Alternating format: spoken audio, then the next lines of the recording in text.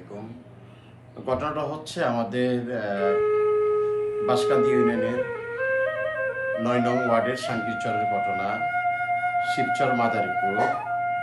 আমাদের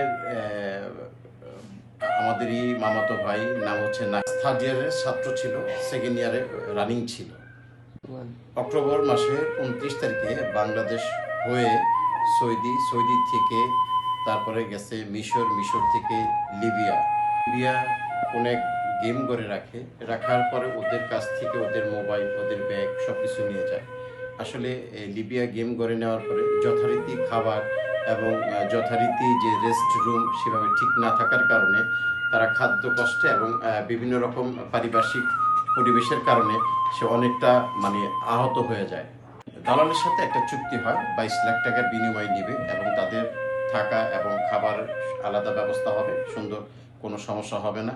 কিন্তু যখন দালালকে বলা হয় যে ভাই আপনার কথা কাজে মিল নেই, আমার ছেলে থাকতেছে, সে কষ্ট হচ্ছে, বা তার খাওয়া দাওয়া ঠিক মতো হচ্ছে না, তখন তারা বলে যে না, এটা সত্য না, এটা মিথ্যা কথা। তারপরে সেই রুম থেকে তাদেরকে গেম ঘরে নিয়ে যায়। গেম ঘরে নাহিদ নামে গেম ঘরে দীর্ঘদিন থাকে। পরিবারের সাথে তার যোগাযোগ হয় না, কারণ তাদের মোবাইল এবং ব্যাগ আগেই নিয়ে নিছে। তো গেম ঘরে থাকার পরে নাহিদ নামে রোমান নামে একজনের সাথে তার একটা সখ্য হয়। রোমানের মোবাইল থেকে বাড়িতে একটা মেসেজ দেয়, যে খুব হৃদয় বিদারক সেই মেসেজটা থাকে। মেসেজের কথাগুলো হচ্ছে এরকম যে যদি বাবা মা যদি বেঁচে থাকি তোমাদের সাথে দেখা হবে, আমার খাবার এবং খুব খুব কষ্ট হচ্ছে।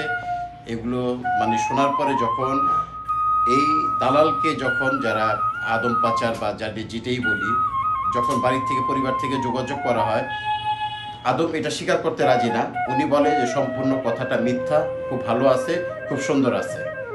8 থেকে 10 দিন পরে আদমের সাথে আবার যোগাযোগ করলে আদম বলে যে ওদের গেম হয়ে গেছে।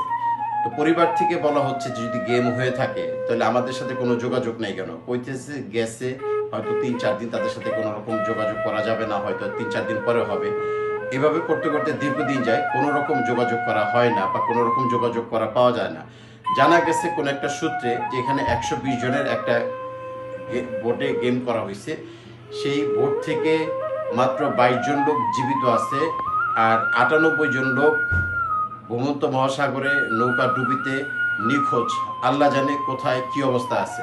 এখন পর্যন্ত আমরা নাহিদের কোনো রকম সন্ধান পাচ্ছি না, সে কি জীবিত আছে না মৃত আছে।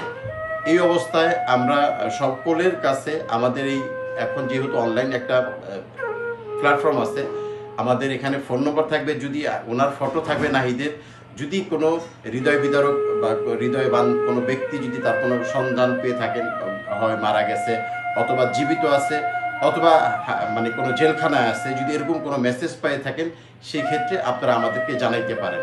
এটা হচ্ছে নভেম্বর এবং 4 ডিসেম্বর আবার পুনরায় দালালের সাথে যোগাযোগ করা হয়। দালাল বলে যে 100% ওরা ভালো আছে, ওরা জেলখানায় আছে। কিন্তু আজকে প্রায় ডিসেম্বরের আজকে 10 তারিখ, এখন পর্যন্ত আমরা জানি না যে ওরা কোন জেলখানায় আছে, গেম হয়েছে বা কোথায় আছে। কোনো রকম যোগাযোগ, আমাদের টোটালি যোগাযোগ বিচ্ছিন্ন। আর যতটুকু জানতে পেরেছি যে এখানে 122 জনের একটা গেম হয়েছে, এখান থেকে শুধুমাত্র 22 জন লোক বেঁচে আছে, 22 জন লোক আছে জেলখানায়। এই জেলখানায় কোন জেলখানা আছে সেই মেসেজটা আমরা পুরোপুরি পাচ্ছি না। এবং এই 98 জন যে মারা গেছে, এখানে কি আসলে ও জীবিত আছে না মারা গেছে বা কোন জেলখানায় আছে, এই মেসেজটা পাওয়ার জন্যই মূলত এই ভিডিওটা করা। এখানে হচ্ছে আমাদের বাঁশকান্দি ইউনিয়নের 9 নং ওয়ার্ডের সাঙ্কিরচর গ্রাম। পিতার নাম হচ্ছে নুরুদ্দিন মাতবর, আর আমাদের ভাই ওর হচ্ছে নাহিদ মাতব্বর। যদি কেউ কোনো রকম কোনো ইনফরমেশন, কোনো তথ্য পেয়ে থাকেন, আর একটু বিশেষভাবে বলি, যদি সম্ভব হয় এই মেসেজটা বা এই ভিডিওটা একটু শেয়ার করবেন। এটা হচ্ছে একটা মানবিক ভিডিও, যদি সম্ভব হয় আপনারা শেয়ার করবেন। এই শেয়ারের মাধ্যমে যদি কেউ উপকৃত হন, স্ক্রিনে নাম্বার দেওয়া থাকবে, এই নাম্বারে যোগাযোগ করবেন। ধন্যবাদ। আর সবাই এই বাংলাদেশ থেকে লিবিয়া দিয়ে ইটালি যাওয়ার ব্যাপারে সবাই একটু সতর্ক হবেন।